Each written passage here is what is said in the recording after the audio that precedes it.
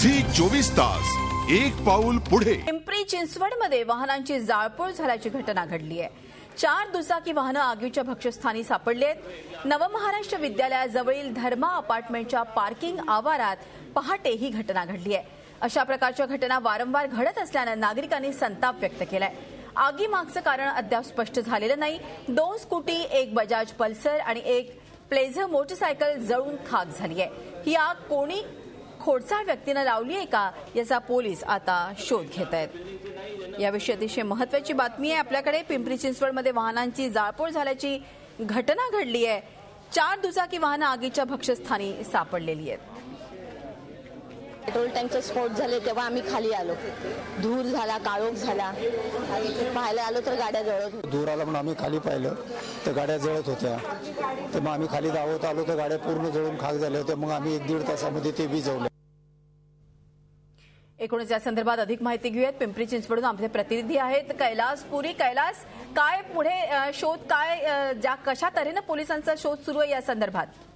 मृदुला, एकूण जर परिस्थिती पाहिली तर ज्या ठिकाणी ही घटना घडलेली आहे त्या ठिकाणी धुराच्या लोटामुळे भिंत काळी झाली होती आणि त्या ज्या ठिकाणी भिंत काळी झाली होती त्या ठिकाणी ऋषी नावाचं अक्षर त्या ठिकाणी लिहिण्यात आलेलं आहे। तिथं ऋषी नावाचं नाव लिहिण्यात आलेलं आहे। ही माहिती समोर आलेली आहे। त्यामुळं हा ऋषी कोण आहे, त्यांनीच आग लावली का या बाबतीत आता पोलीस तपास करतायत की कुणी खोडसाळ व्यक्तीनं जाणीवपूर्वक या वाहनांना आग लावली आहे या शक्यताचाही पोलीस विचार करतायत। एकंदरीतच पहाटेच्या सुमाराला ही घटना घडल्यामुळे नेमकं कोण आलं होतं, कोण गेलं होतं याची कसलीही माहिती अपार्टमेंट मधल्या लोकांनाही नाही आणि पोलिसांनाही नाही। त्यामुळे पोलीस सर्व शक्यतांचा विचार करून या घटनेचा तपास करतायत। निश्चितच आपण जसं म्हणताय की अपार्टमेंट मधल्या लोकांनाही याची कल्पना नाही किंवा इतरांनाही अगदी पहाटेची वेळ असल्यामुळे, पण असं कोणी सापडलंय का की एखादा व्यक्ती की ज्याने एकूणच ही घटना बघितली आहे दुरून म्हणा किंवा या संदर्भात काही अधिक कळू शकलं का?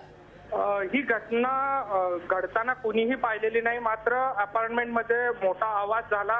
गाडीची एका पेट्रोलची टाकी फुटली त्यामुळे आवाज झाला आणि त्याचबरोबर मोठे धुराचे लोट उठल्यामुळे अपार्टमेंट मधल्या लोकांना आगीच्या घटनेची माहिती मिळाली आणि ते लोक पळत खाली आले। त्यावेळेस त्यांच्या समोर वाहनं जळत होती। मात्र त्यांनी कुठल्याही व्यक्तीला पाहिलं नाही किंवा कोण आलं होतं याचे हे असं कुठलेही एखादा साक्षीदार या घटनेचा नाहीये। त्यामुळं थोडीशी अडचण आहे। नेमकी ही घटना कशामुळे घडली किंवा कोणी घडवली याबाबत निश्चित आत्ताच काही सांगता येत नाही।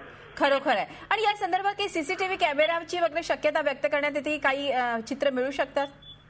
सध्या तरी या अपार्टमेंटमध्ये सीसीटीव्ही कॅमेरा नसल्याचं स्पष्ट झालंय। त्यामुळे या ठिकाणी सीसीटीव्ही वरून काही फुटेज मिळेल अशी शक्यता सध्या तरी नाहीये। धन्यवाद कैलास, ही माहिती दिल्याबद्दल। होते आमचे प्रतिनिधी पिंपरीहून कैलास पुरी। तर आपण बघतोय की पहाटेच्या सुमारास 4 ते 5 वाहनांची जाळपोळ करण्यात आलेली आहे आणि जसं कैलासने सांगितलं कुठलाही प्रत्यक्षदर्शी नाही, काहीही मागमूस लागणारा पुरावे कुठलेही नसल्याने पोलिसांना हे जरा कठीणच जाणार आहे।